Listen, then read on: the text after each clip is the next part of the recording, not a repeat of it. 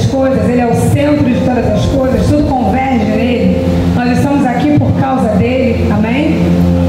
Nós fazemos menção, quando nós olhamos o início do capítulo 1, nós encontramos o seguinte versículo: Abraão gerou Isaac com Sara.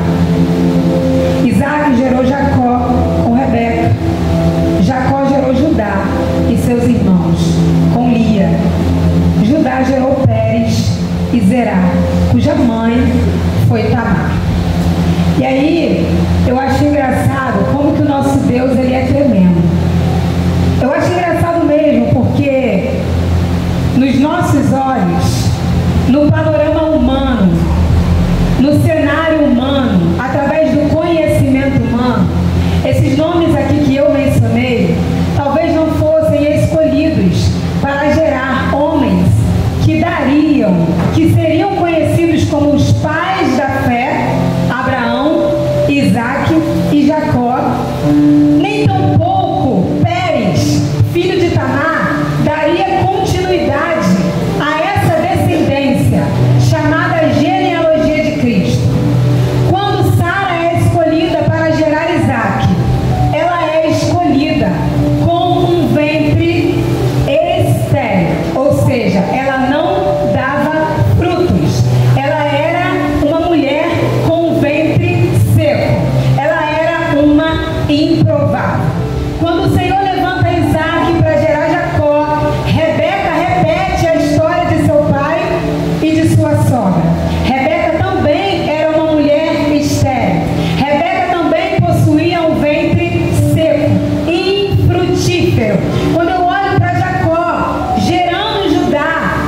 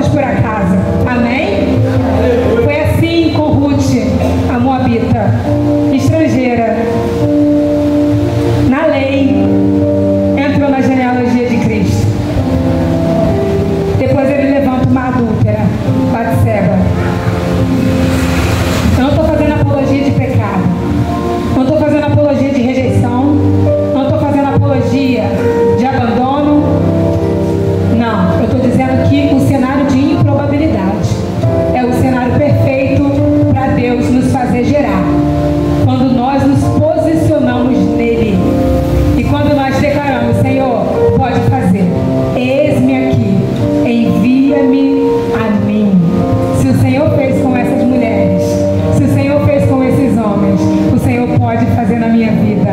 Eu quero, porque eu sei que o Senhor quer. Então, como o profeta Ezequiel, eu não devolverei a responsabilidade para o Senhor.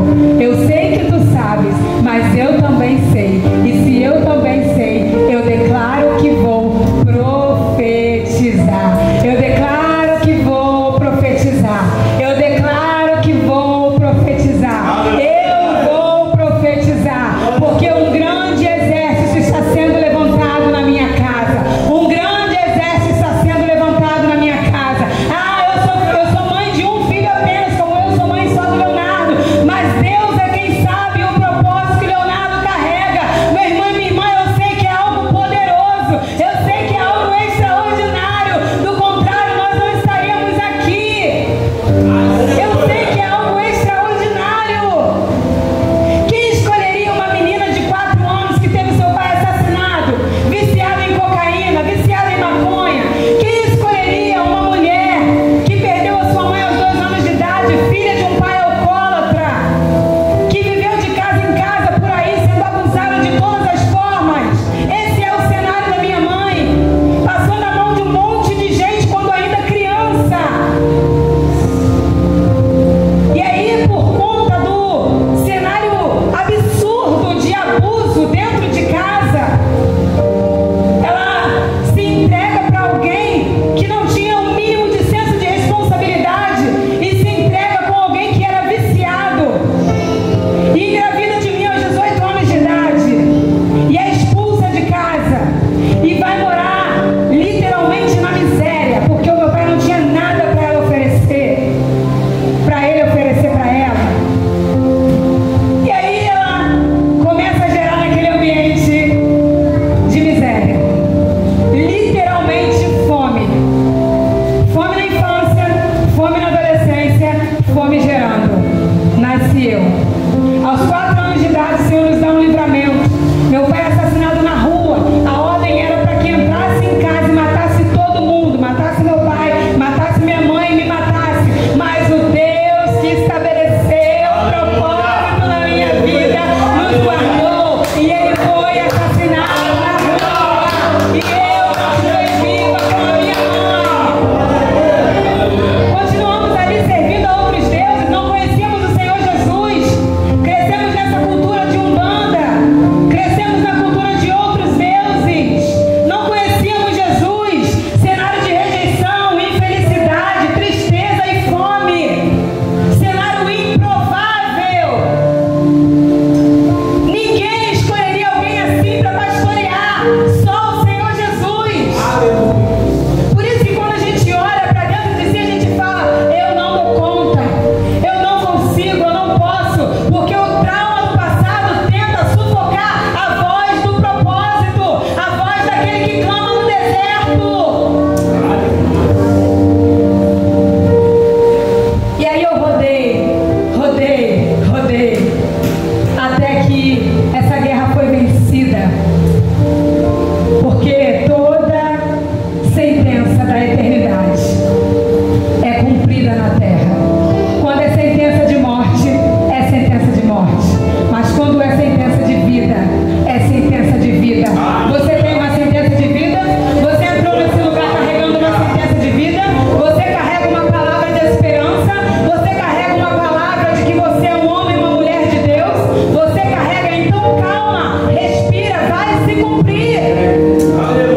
Alegre o seu coração. Não deixe se abater e não paralise pelas circunstâncias terrenas, porque esse é o cenário perfeito para que o nome do Senhor seja glorificado. 42 gerações se passam. Chegou a hora de Jesus nascer. Chegou a hora do propósito se cumprir. 42 gerações. Chegou a hora de colocar Jesus para fora. Tem alguém aí na terra que pode ser conectado a José, aquele que está na genealogia que eu escolhi e separei? Tem sim. Tem uma jovem. Tem uma jovem pura. Tem uma jovem que teme ao Senhor. Tem uma jovem que cumpre a lei e ama a Deus. E ela já está conectada à pessoa certa. Porque não basta só carregar uma palavra. Precisa se conectar à pessoa certa. Não basta carregar uma palavra. Se você está conectado à pessoa errada, você pode atrasar o cumprimento do propósito na sua vida. Então peça discernimento. Porque não foi por causa de Maria apenas que Jesus veio à terra. Foi por causa da linhagem de José. E quando você olha a linhagem de José, meu irmão e minha irmã, você fica de boca aberta. Mas ele era aquele homem que Deus escolheu para gerar Jesus pelo Espírito. Amém. O coração dele estava pronto. Era um homem que ia aceitar o propósito. Era um homem que conhecia o Deus geracional. Era um homem que conhecia o Deus de aliança. Era um homem que conhecia Deus. E ela estava conectada à pessoa certa. Então ela simplesmente fala: ok, Senhor, o propósito me foi revelado. Mas o que nós podemos fazer? O que eu tenho que fazer para cooperar? O Senhor diz: Maria, você não precisa fazer nada. Descerá sobre ti o Espírito Santo, e o poder do Altíssimo te